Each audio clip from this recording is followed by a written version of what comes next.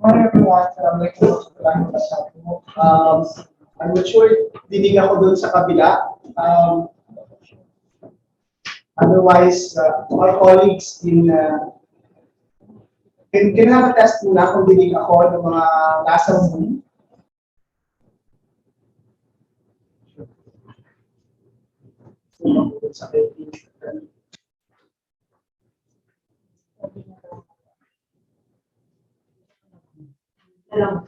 Salam, sir, from CM's General Merchandise. Can you hear us po?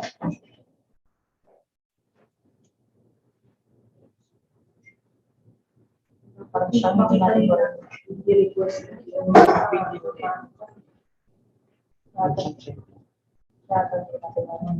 Natin clear dito. Okay.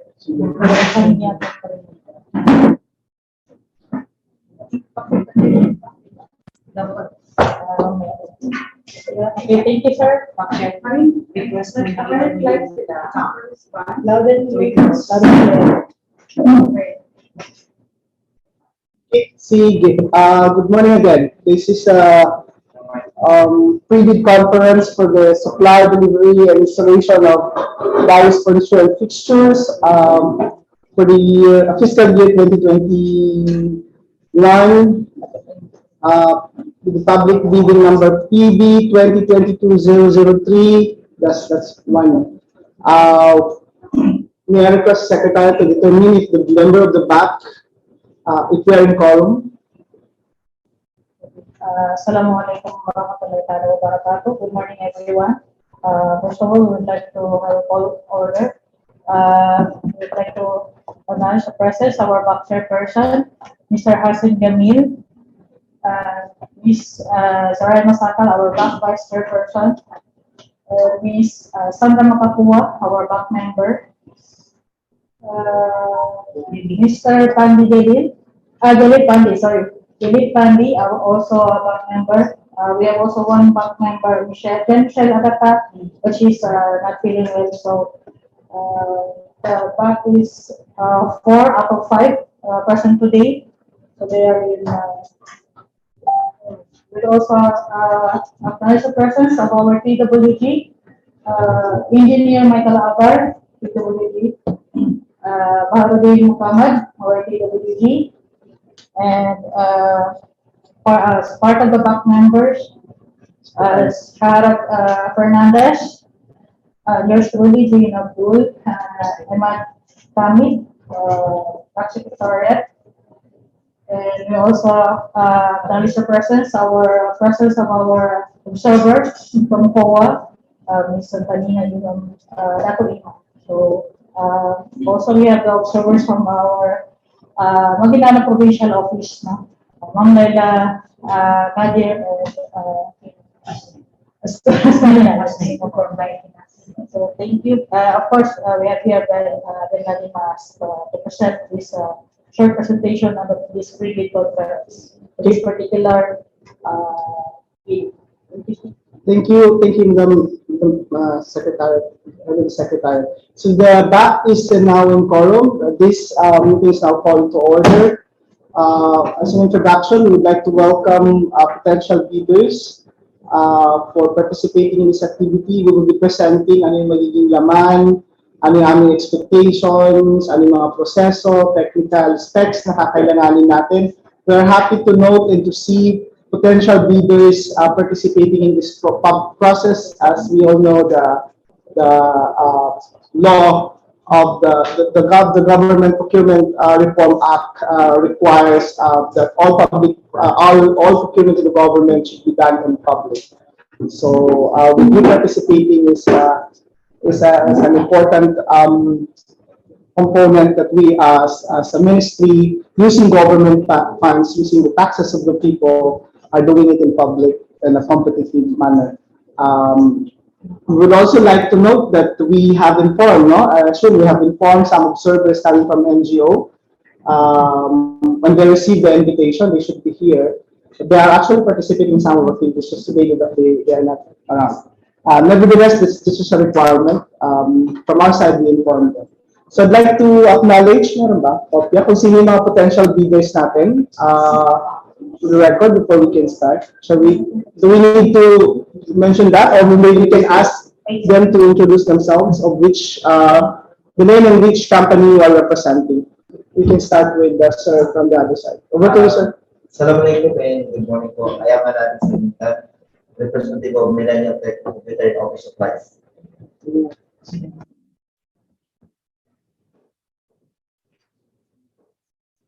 Assalamualaikum. I am Hari Daripada, representing Paris Global Logistics Department. Sir. Good morning, sir. I'm representative of Retail Enterprises. Assalamualaikum. I'm Engineer Bashir from Deputy of the Branch. Assalamualaikum. Rio Guerrero from Maria. Good morning, Jai Masakay from JRNGP Enterprises. My name is Sakay from JRNGP. Thank you, sir, ma'am. Welcome. Those who are in Zoom, how many participants do we have? Only CM General Merchandise now, and Mama. Okay. So let's proceed. We'll have the back secretary presenting the details of this subject for this bidding, the delivery, supply and delivery of furniture and fixtures. So over to you, Secretary. Thank you so much, Mr. Chairperson. So once again, good morning po. So this is the Prebid conference of the supply, delivery, and installation of various furniture and fixtures FY 2021. Actually, we have two bidding for this, for the 2021 and for the three-story building. So the requirements are just the same. They just differ on the specifications, which we will discuss later on.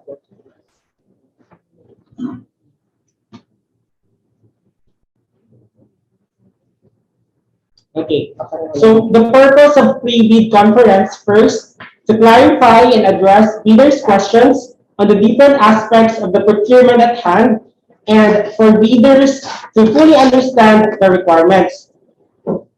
So take note also that any statement issued shall not be modified in terms unless in writing and issued through a supplemental bid bulletin. Next, eligibility criteria. First, the bidder must be a Filipino citizen or sole proprietorships, partnerships, or corporations with at least 60% interest or outstanding capital stock belonging to citizens of the Philippines and citizens or organizations of a country, the laws or regulations of which grant similar rights or privileges to Filipino citizens. So there shall be two envelopes to be submitted. The first envelope, that is the technical component, which contains the Class A documents. Under the Class A documents, we have the legal documents and technical documents and financial documents. And the Class B documents, so yun po yung nandoon sa ating envelope 1. While on our envelope 2, that is our financial component. Now, the legal components, these are the valid PhilJEP certificate of registration, which is platinum membership, and or combination of the valid SEC, DTI, or CDA registration, the valid mayor's or business permit, the valid tax clearance for EO 398 series of 2005. Now, the technical documents. First, the statement of all its ongoing government and private contracts, including contracts awarded but not yet started, supported with notice of award, contracts or purchase orders, and or notice to proceed. The second is a statement of the bidder's single largest completed contracts, or the SLCC, similar to the contract to be bid within 5 years from the date of submission of the receipt of the bids, supported with notice of award, contract agreement, purchase order, notice to proceed, official receipt, or cash receipt, collection receipt, and certification of completion or acceptance, which shall be at least 50% of the ABC. Next is our technical documents. First is our bid security, which we can determine the amount later, or duly notarized bid securing declaration. And also the conformity with the technical specifications as enumerated in the specified section 6 and 7 of the bidding documents. And the notarized revised omnibus sworn statement, and if applicable, with original notarized secretary's certificate in case of corporation, partnership, or cooperative. Our original special power of attorney for sole proprietorships and all members of the joint venture, giving full power and authority to its officer to sign the OSS and do acts to represent the bidder. Next, for our technical component is the financial documents, which contains our audited financial statement received by the BIR or its duly accredited and authorized institutions for the preceding calendar year, which should not be earlier than 2 years from bid submission. And the computation of the net financial contracting capacity, or the NFCC, or the credit line certificate. So as we all know, the computation of our net financial contracting capacity, that is our current asset less our current liabilities, multiplied by the constant 15 and less all our ongoing projects. Okay. Just to clarify this, yung ay natin, ang financial statement nila ay either 2020, in this case, 2020, 2021. Yes. Okay. Thank you so much. Next, the Class B document. This is the valid joint venture agreement with the JVA. If applicable, are duly notarized statements from all the potential joint venture partners starting that they will enter into and abide with the provisions of the JVA. Okay, for our second envelope, this is the financial component. We all know that our approved budget for the contract is 2,415,000. This is for the 2021 furniture and fixtures. So inside your financial component, there shall be a financial bid form, a schedule of prices, and not subject to variation or price escalations. Okay, bid data sheet. Contracts similar to the project shall be supply and delivery of various furniture and fixtures completed within 5 years prior to the deadline for the submission and receipt of bids. Subcontracting is not allowed. Next, the bid security shall be in the form of bid securing declaration or any of the following forms and amounts. So the amount of not less than 2% of ABC per lot if bid security is in cash, or cashier's or manager's check, bank draft, or guarantee or irrevocable letter of credit. Or the amount of not less than 5% of ABC per lot if bid security is a surety bond. Okay, so the bid security shall be valid until 120 calendar days from the date of the opening of the bids. Each bidder shall submit 1 original and 3 additional copies of the first and second component of its bid. Bidding documents shall only be sold to bidders and only their representatives upon presentation of letter of intent, representative's authorized letter, special power of attorney, and company identification card. Same representative is encouraged to represent the bidder during the bid opening. Otherwise, authorized letter or SPA will be required. Original notarized secretary certificate in case of a corporation, partnership, or cooperative. Next, this is the suggested marking and packaging. For the envelope 1, the eligibility and technical requirements, and envelope 2, the financial requirements, they must contain the following. First, 1 original document, each page duly signed by the authorized representative, stamped with certified true copy. And 3 copies of original document, each page duly signed by the authorized representative, stamped with certified true copy from original. Then the bidding document shall only be sold to bidders and all representatives upon presentation of the letter of intent, representative's authorized letter, or the SPA, and company identification card. So it is encouraged that the same representative will join the bidder, the opening of the bid. Otherwise, authorization letter as SPA will be required.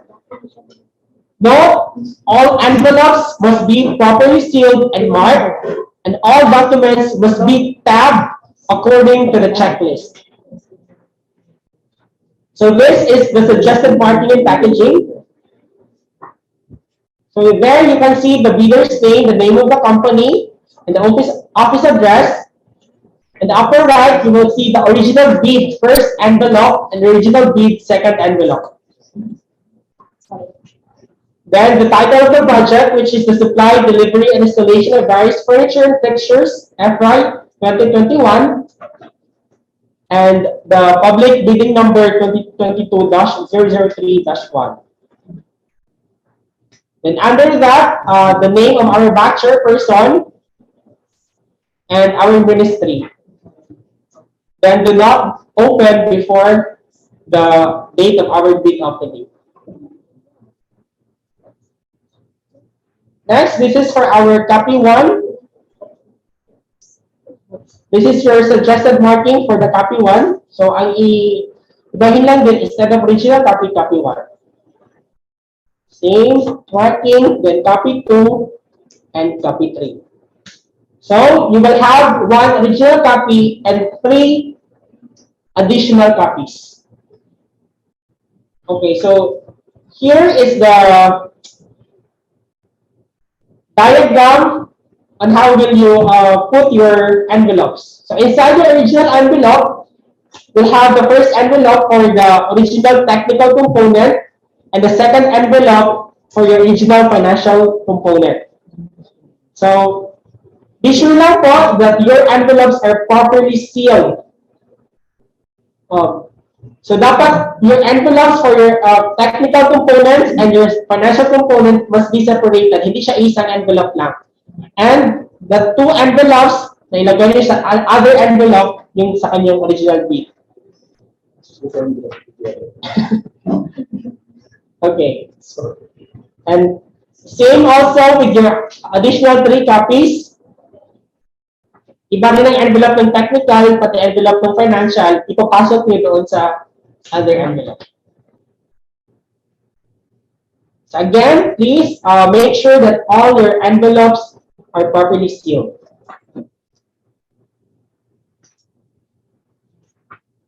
Then, your 4 envelopes must be put into 1 main envelope.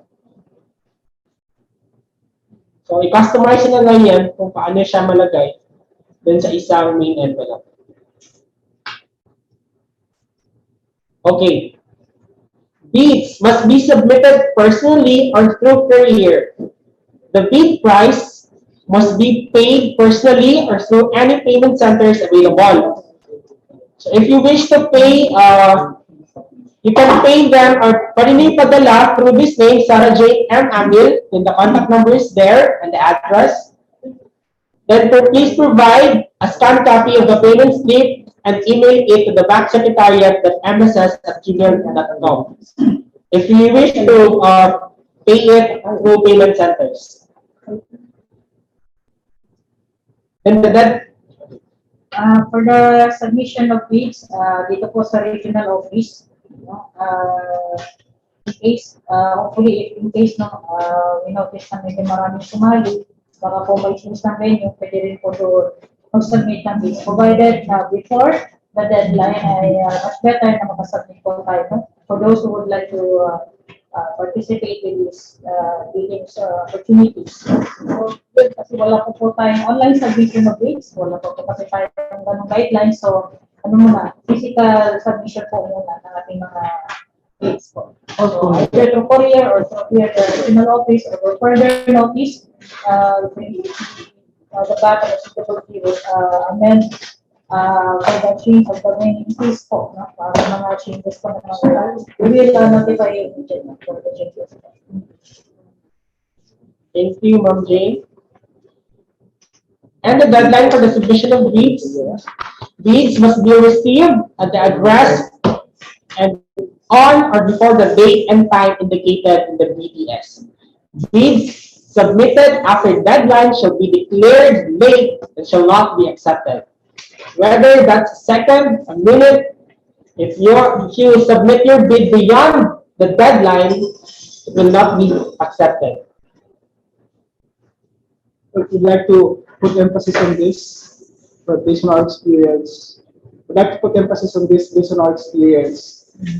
Kasi tasky pag-respond sa mga MR because of the minutes. So in fact, alam naman ng mga leaders natin. As a matter of practice and procedure on our side, the Secretariat will declare that it's already closed. At 9:30, no? Nakalagay based on the time doon. There will be an announcement that we're already closed. That means after that, hit seconds pa yan, we will not accept. And because that is in the, it's not us, it's a government procedure. So we are truly abiding to that government procedure. So, yun lang. Kailangan siguro natin ma-emphasize and what's your time then? Ang ilagay dyan? 9:30 on, huwag natin balikan. That's 9:30 a.m. Again, this is our schedule for this project. The availability of the bid documents starts on May 30 and until June 20, 2022. So you can buy the bid documents even before the bid opening. Then our pre-bid conference is today. And the last day of submission of written clarification, if you have any other clarification that you cannot clarify today, then the last day of submission will be tomorrow. And the last day of issuance of the supplemental bid bulletin will be on the 12th. And our opening of bids will be on the 30th at 9:30 a.m. So as to the venue, if no changes here, then for the changes, the back will issue a bid bulletin for that. And our bid price for this is only 5,000 pesos.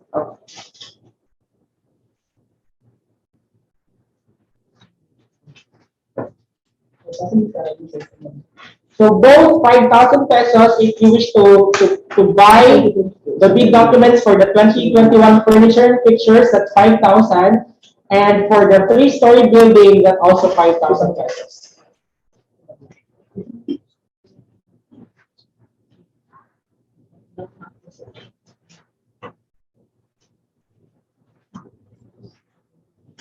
Now, the bid opening and preliminary evaluation of bids. So the bid opening and preliminary submission of bids, schedule of prices, not subject to variation or price escalation. The payment of the contract price shall be made in the Philippine peso. So our currency for this is Philippine pesos.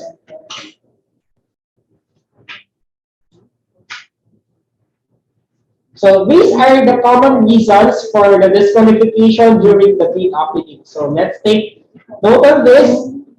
First, late submission. Just like what our chairperson emphasizes earlier, there's a late submission, whether that's just 1 second, 10 seconds, or whatnot, that will be declared as late and will not be accepted. Then, incomplete or insufficient submission of your documents. So be sure that all the documents that you submitted must be complete. Doon nakabase sa ating checklist. Because insufficient submission of your documents will be declared as failed, and you will not be eligible to continue further the bid opening. missing or omission of mandatory entries or information, non-compliance with the notarial requirements.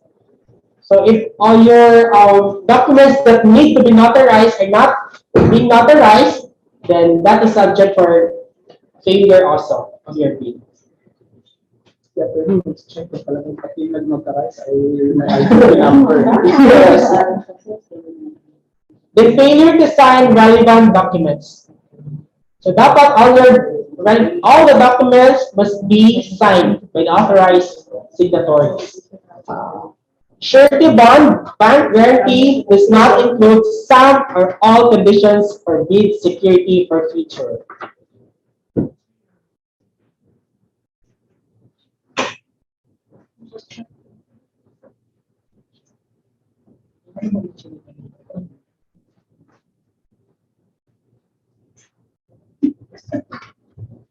Okay.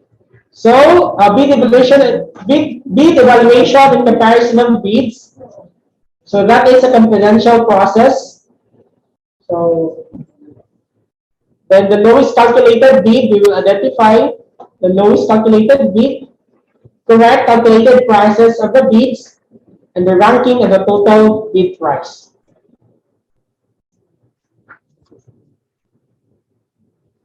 So be sure that your bid prices are properly calculated, because once the price that you declared there is lower than the actual calculated bid, then we will follow your bid offer, because that is what is in the law. Whichever is lower shall be followed. No, strictly no contact rule between the back members, PWGs, back secretariats, and end users until the issuance of notice. So, wag po muna tayo magkipag-kontakan sa ating back. During post-qualification, upon the demand of the back or its representatives, a bidder with the lowest calculated bid shall be able to present the income tax returns for the year 2021, the latest value-added tax returns, that is the form 2550M and the 2550Q, or percentage tax returns, the 2551M.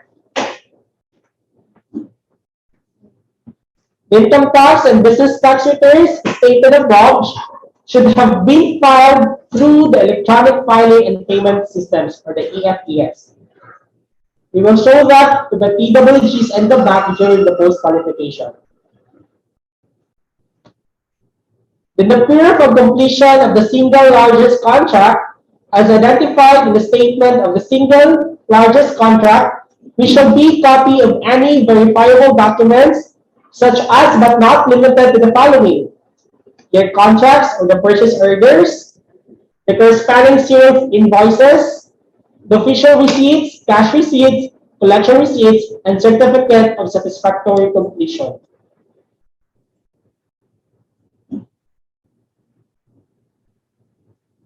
Certificate of field jobs registration, which shall be a platinum membership, and other appropriate licenses and permits required by law and stated in this BBS.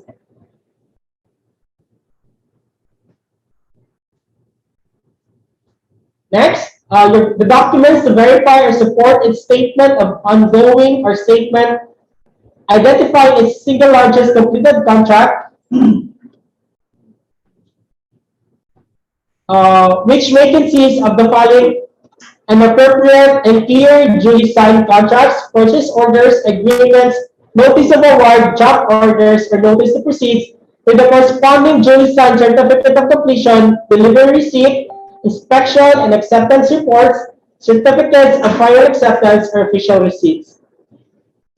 I would like to acknowledge our prospective bidder who joined via Zoom, the Benetton Trading. Thank you so much for joining us. We are now on the post-qualification part of our presentation. But nevertheless, the other requirements that you have missed, we may provide soft copy of this presentation to you. Original copy of the submitted eligibility, technical, and financial documents during the bid opening. Organizational structure, a list of personnel with their positions wherein representatives of the bidder is or part of the firm or company. Then the lowest calculated bidder complies with the ITB clauses 5, 10, and 11. Positive determination, negative determination. For the positive determination, no, during the post qualification, if the BAC and the TWC determines all their credentials, no, yung mga ating mga documents, and also the physical examination ng ating mga offers natin, no? For example, dito sa furniture and fixtures, may mga sample ko kayo yung nakita sa BAC and TWC, and they are satisfied, then hopefully, magkakaroon po ng positive determination. Negative determination kapag may mga falsification sa mga documents, no? Nakita po natin, may mga expired, may mga in accordance with the requirements, no? For the RA 294, ay yun po, baka po kayo ay may-post disqualification. Hopefully not, no? Hindi po mangyayari yun sa inyo, and we'll start to do our best na makompleto po natin lahat ng kailangan po dito sa ating bidding na ito. And then hopefully, ang next communion is the issuance of notice of award, no? With the approval of our hope, si Mr. Raisa Gajuri po. Yes, thank you so much. Again, if the BAC determines that the bidder with the lowest calculated bid passes all the criteria for post-qualifications, it shall declare the said bid as the lowest calculated and responsive bid, and recommend to the hope the award of contract to the said bidder as its submitted price or its calculated bid price, whichever is lower. And again, just like what Ma'am Jane said earlier, if there is a negative determination, in which event the procured entity shall proceed to the next lowest calculated bid with a fresh period to make a similar determination of the bidder's capabilities to perform satisfactorily.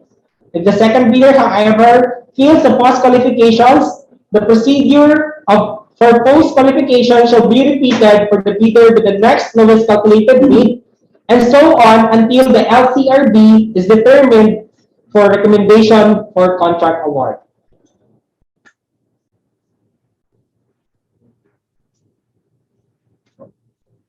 Okay, so that's it po for our public bidding for the furniture and fixtures for 2021.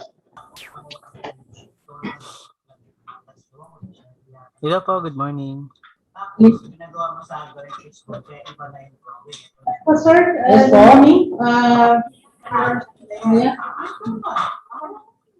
Hello po, good morning. My name is Charles Brian Castro from Mssd-Barmm Trading. May I ask po if we can send through online for the bidding?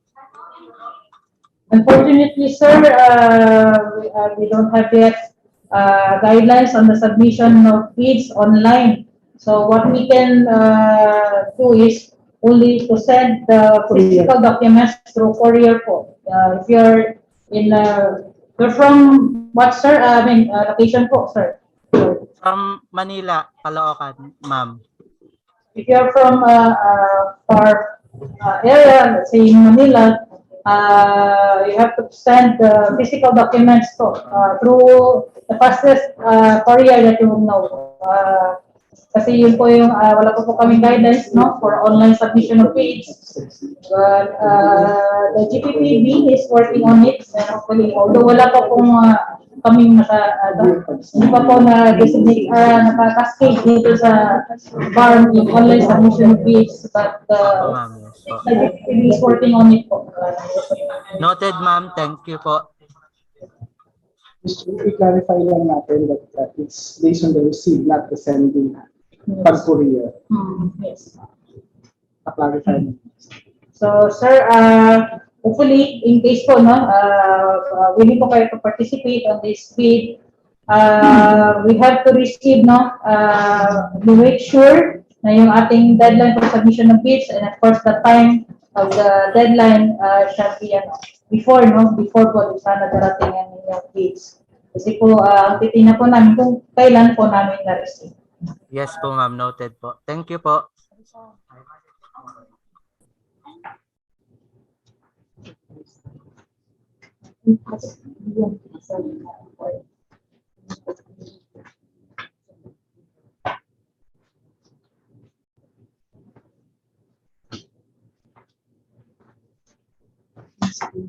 Any questions po from the we will present the details po ng ating bidding documents.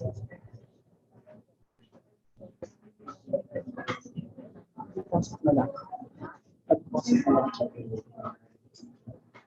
Sana ma- check disposal. Nandun na tayo. Okay lang.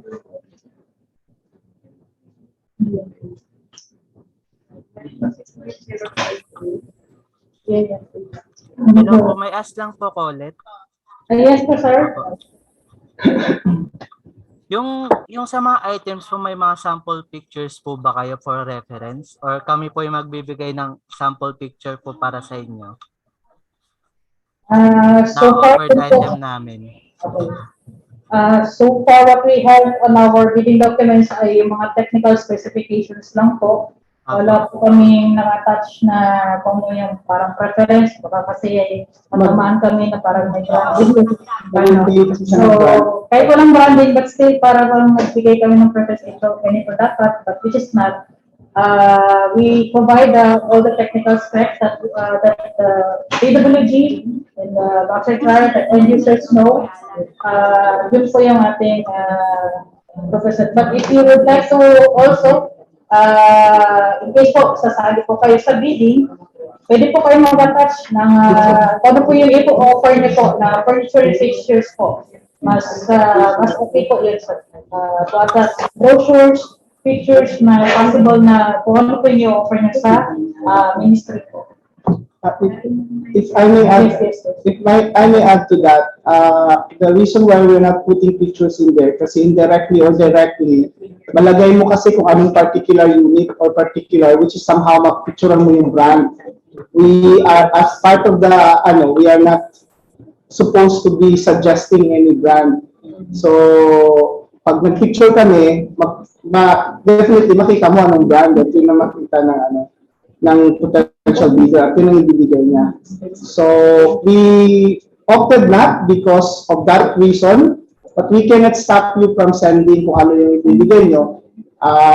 At i-review namin based dun sa technical specs. So, the bidders are not limited to send different type of pictures. So, long as it's in accordance to the technical specifications na i-provide natin. Thank you po, sir. Noted po.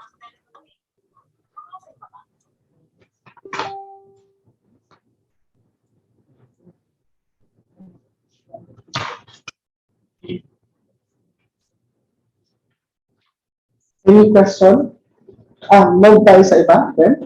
The next, I'd like to emphasize lang yung mga bagay na kailangan natin tinitingnan dito, no? Based sa presentation. Una, kung paano natin pinapackage. Yung packaging po, mayroong klarong picture para dun sa fold kasi talagang sinusunod natin yan.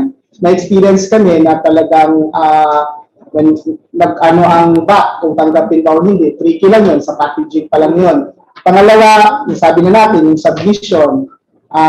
Importante din yung mga document, yung calculation ng NFCC, ABC, pati yung inyong financial statement na dapat duly notarized ng lawyer. Ang aming abogada ay stricto, kahit yung nag-sign na lawyer, i-check niya kung totoong lawyer yan o hindi. Ang IDP number. Okay? Yung other thing ay in case magkaroon ng supplemental bid, we encourage you from time to time na i-check Kasi may experiences yung ibang bidder ay hindi na-clarify yung kanilang schedule dahil hindi nila i-acknowledge, hindi nila na-reflect yung sa requirement yung ating supplemental bid. So medyo ano din kami doon. Medyo dadali ka doon sa post-quality or even during the opening. Yung pag-change natin ng venue in case may mga pumupunta dito, kasi yung nakakaano sa tawag dito, oras. Kung late ka nag-submit, tapos nag-change ng venue, ang venue dun sa kabila, dito ka nag-submit, late ka na pagdating doon, syempre, wala kaming choice but not to accept it. Tapos, isisisi sa amin as if kasalanan namin na nag-change kami ng venue.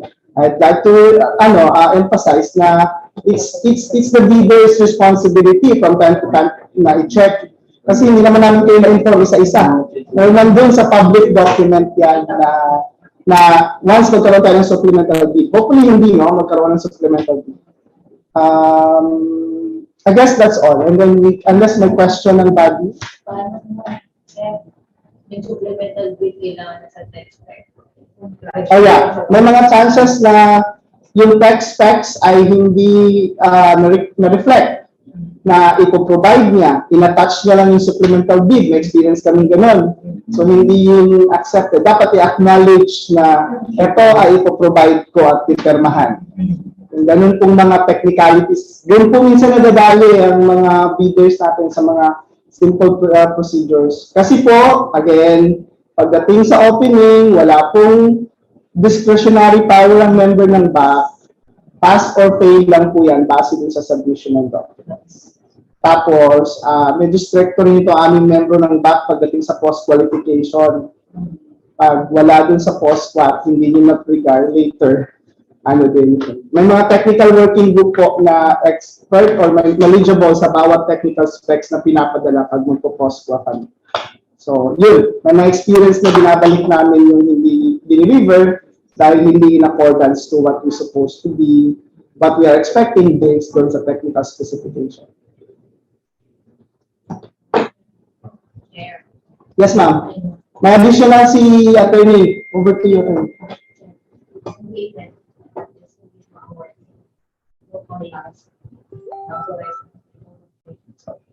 Check award ko, may kontrata.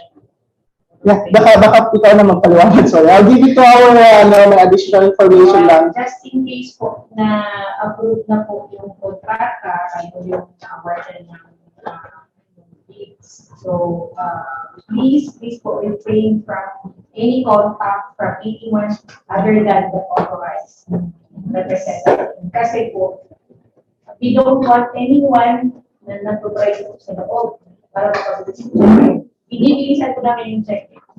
So, may timeline for the check. So, I hope na wala na pong follow-up. So, memo on that. Then, sa part namin, sa figure namin, na yung check yung makabilis. So, please don't follow-up. Let us work on that check. I-follow-up nyo lang sa authorized. Wala dapat na anything na exchanges from the supplier or contractor inside the MSSP other than the authorized. Yes. Yes. Yes. In addition po, I will encourage you to raise all your concern and queries ngayon kasi after nito, hindi na po kayo, we will permit you to contact back secretariat and back members. Any queries or concern must be put in that email. Yung aming back secretariat po, alas 11 ng gabi, alas 10 is nakaka-receive po siya ng call, which is nakaka-exception profession. Pwede nyo balikan yung schedule para mabantayan din nila in case magkaroon tayo ng supplemental bid. Hanggang kailan tayo pwede mag-supplemental bid.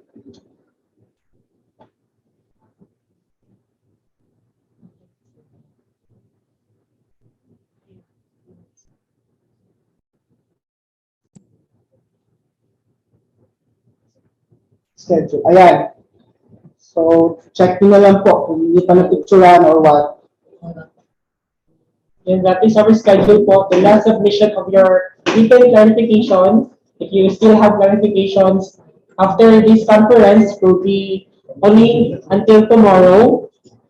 And the issuance of the supplemental bid, the last day is on the 12th. When you mean letter, pwedeng email, no?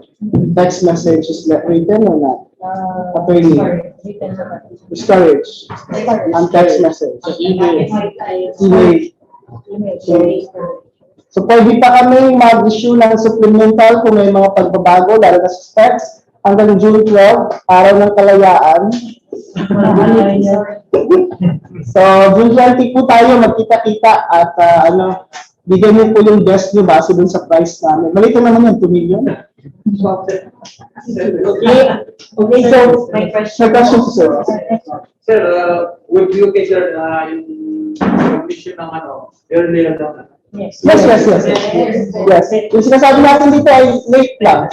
9:30.26 is late. 9:30.26. Before the not pwede. one day before the... Yeah, sure, the better. Pero better ito, in case meron dito. Kasi minsan nangyari, sinabit earlier na. Pero hindi reflect ang supplemental bid. So, doon siya dali pagdating sa mga documents.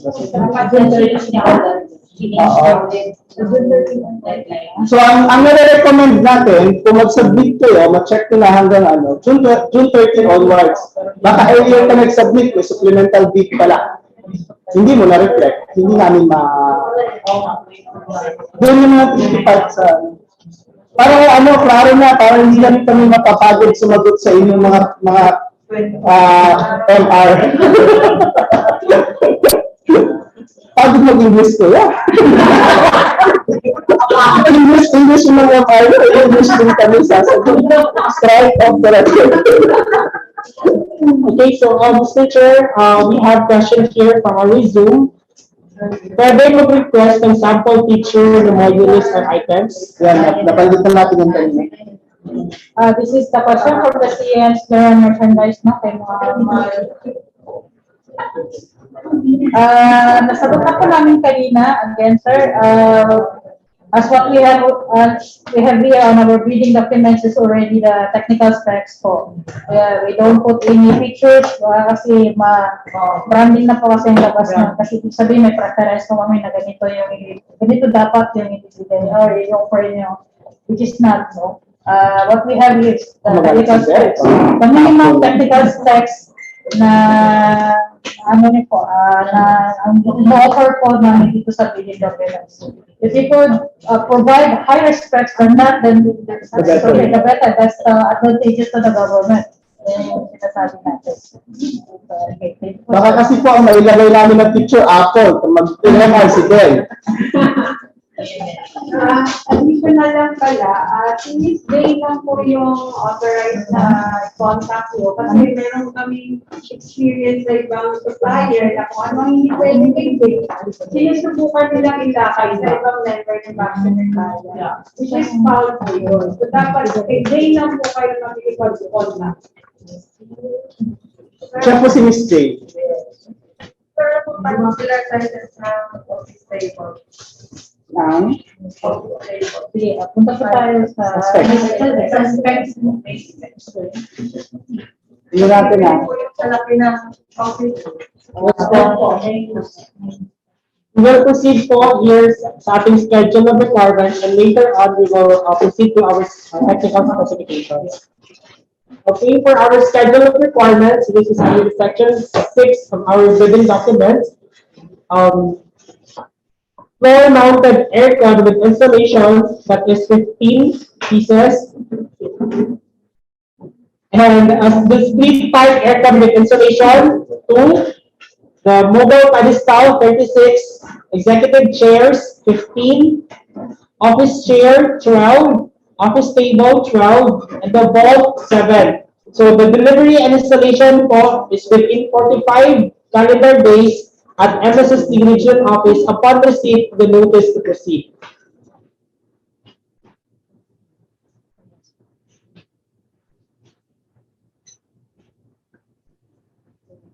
So you have to attach or put your company or the company name here with the signature of the authorized representative and the date.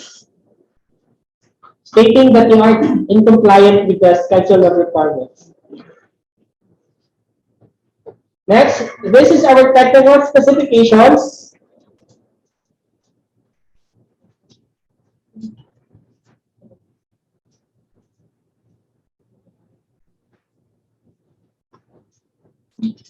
Okay, acknowledging po our another participant from the Zoom, Miss Rachel Labrador.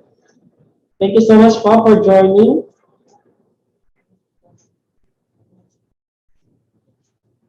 Okay, so this is our technical specifications for our floor-mounted aircon installation, which is 15 sets. So this is 3.0 tons.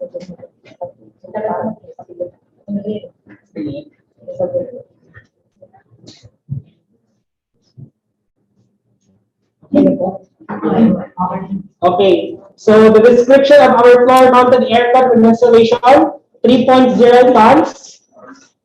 Cooling capacity, power supply, 230 volts per 1 pH per 60 hertz.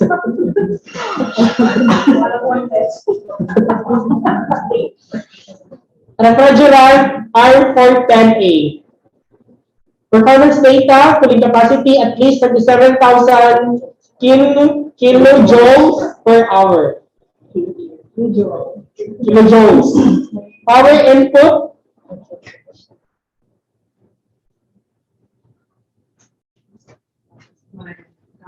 Okay, so before, may question pa dito, good day po, pwede din po ba mag-bayad ng bidding documents through online? And about naman po sa text, kung ano pong changes na nasa bulletin, dapat andun din po nakalagay sa text. Maraming salamat po. Yes po, we have payment method through our payment centers or through land bank pwede rin. So we will provide you po the details for the payment later, or we can share the copy of this presentation for you po. Okay, ma'am. Kung hindi naka-join, para makita niyo po kung saan niyo po ipapadala yung payments.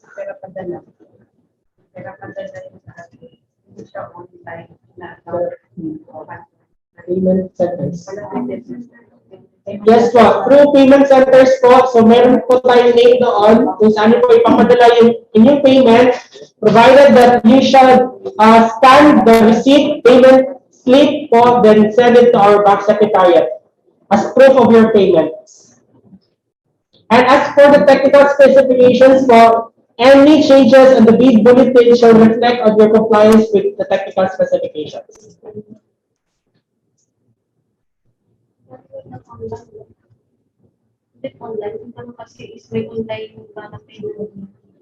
So, as the questions from online payment, what we have for here is through payment centers.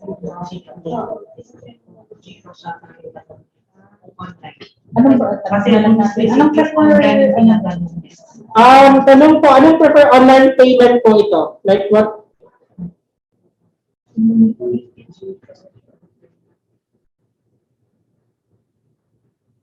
Si Ma'am, Sir Paniton Trading. Sir, anong online payment po ito? Is that through fund transfer or through GCash or ano po? Ang ano po namin Okay, dito, sir, ang payment po namin kadalasan through land bank po. Or if ever po na may mga other method payment po kayo like GCash, pwede rin naman po. Or yan po, through payment center po ang available sa atin. We can provide the name of the person kung saan ipapadala yung payment. Then, pag napadala niyo po, please scan yung copy ng yung payment slip and send it to our bank secretary as proof of your payment. noted po, Sir, thank you po. hindi man po namin inalaw is yung fund transfer like GCash. What we have here is, pwede po kayo through land bank kasi meron pong trust fund ng ministry. Bibigay po namin yung details, or only the payment centers na like MDWL or Palawan Express. Kasi yun po yung may mga ID pawn shop, pwede rin po gano'n. Pero yung GCash, Paymaya, or yung may mga smart padala, yun po hindi po namin inaalam. Ano lang po yung may mga credited payment centers po, ang inaalala namin yan through land bank po, sa aming trust fund account po. Yes, thank you so much, Ma'am Jane. Salamat po. Idol.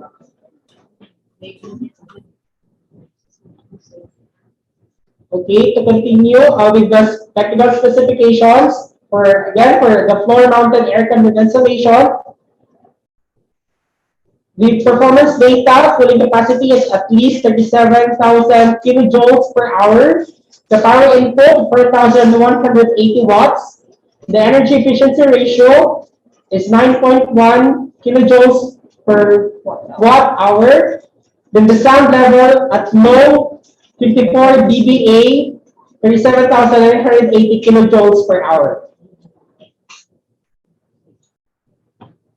Then the physical data, indoor unit net dimension is 508 by 5,806 by 288 millimeter. That is the dimension. Then the packaging dimension is 590 by 190 and 1,910 by 380 millimeter. Then the unit weight is 42.5 per over 46 kilogram. Okay, the net is 42.5 kilograms and the gross is 46 kilograms. The outdoor unit, the net dimension is 936 by 722 by 336 millimeter. The packaging dimensions 1074 by 765 by 415 millimeter. The unit weight, the net weight is 62 kilograms and the gross weight is 64.5 kilograms.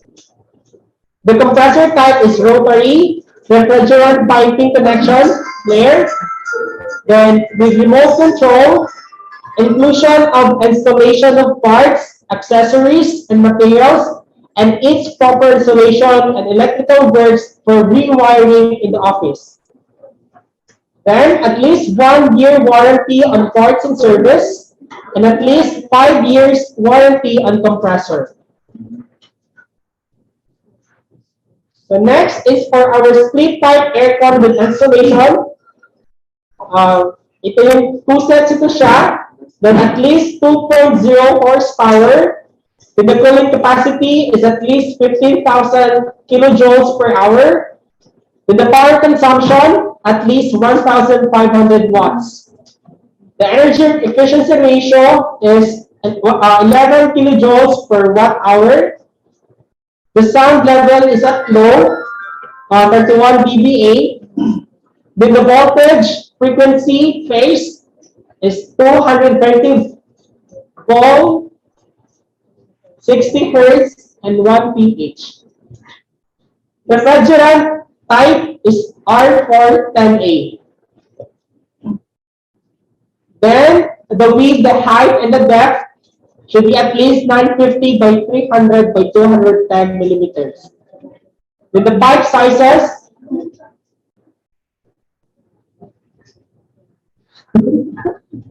Six point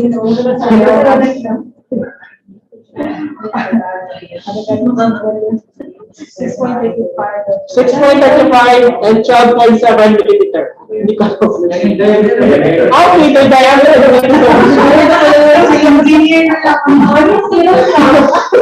The diameter for the pipe is 6.35 for the liquid, and for the gas is 12.7 millimeter. That is the diameter. The filtration system, inclusion of installation of parts, accessories, and materials, and its proper installation and electrical works for rewiring in the office.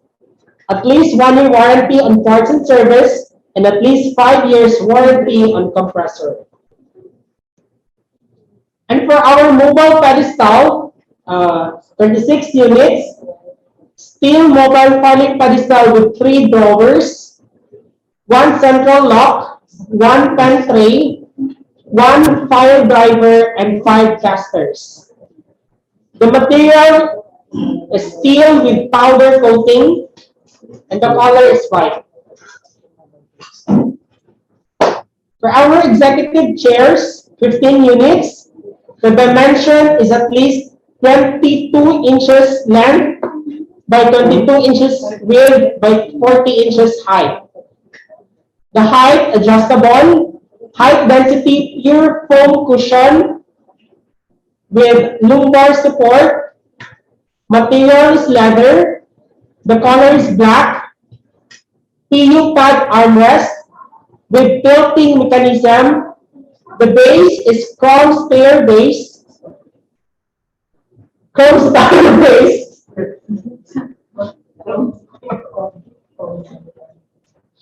The casters, floor safe PU casters. The weight capacity is at least 200 kilograms.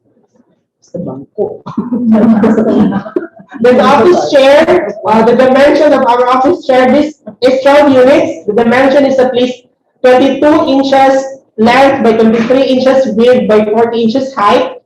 Contoured cushions, height adjustable. The material is PU leather and the color is black. Curved padded armrest with tilting mechanism. The base is chrome star base. Casters, floor safe PU casters, and the weight capacity is at least 100 kilograms. For our office table, this is 12 units made from sturdy laminated wood. The main table, 1,200 millimeter length by 600 millimeter depth by 750 millimeter height. The tabletop is 25 millimeter thick with 4 fixed drawers and locks. Vault, 7 units, solid steel material, external dimension at least 21 inches by 15 inches by 17 inches. The capacity is at least 70 liter. Preferably electronic keypad with clear display screen. At least 1 hour fire protection, ETL verified. Water resistance, ETL verified. Motorized locking door bolts. Removable shelf. Emergency override keys. And at least 2 years warranty. So those are the technical specifications for our finishers and fixtures under FY 2021. So same with the schedule requirements, you should also put here the bidders or the company name, then your signature over printed name of the authorized representative, and the date stating that you are in compliance with the technical specifications. So now we will visit the schedule of requirement and the technical specification for the supply, delivery, and installation of furniture and fixtures for the 3-story building. Baka may tanong po kayo, please feel free to raise your questions.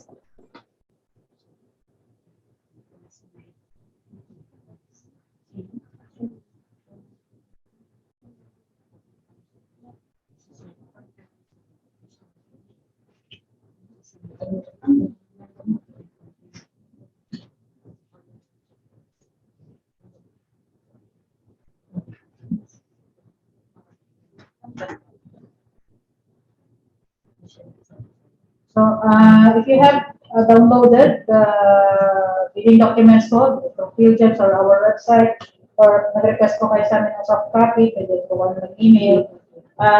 Please review all the details ko ng ating bidding documents. Then, para at least, in case po, hindi nyo po ngayon masabi, ano yung baka may recommendations po kayo or other concerns po, then pwede niyo po kami sulatan, no? Written clarification na po yung mangyayari. So for now, at least try to review the bidding documents that we have posted or email po sa mga request.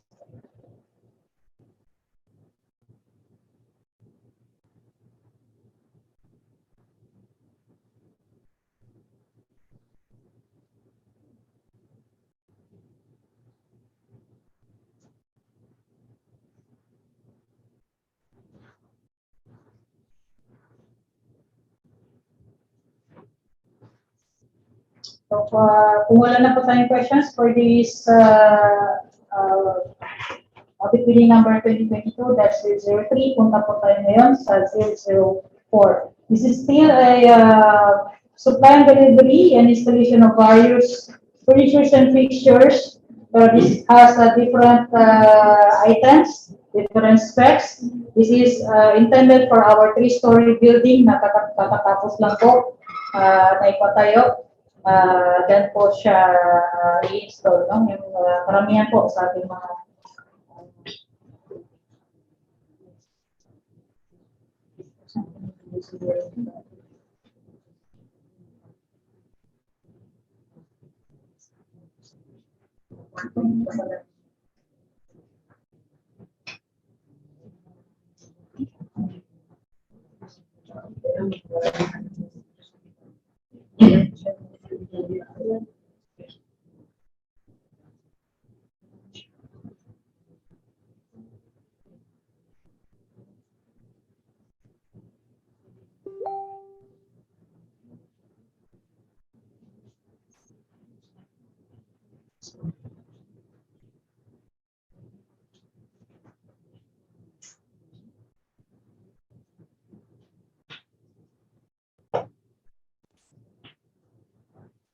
Then, pasadahan natin ng konti yung ating, actually, same lang po sa mga requirements for our supply, delivery, installation of various furniture and fixtures for the 3-story MSSD office building.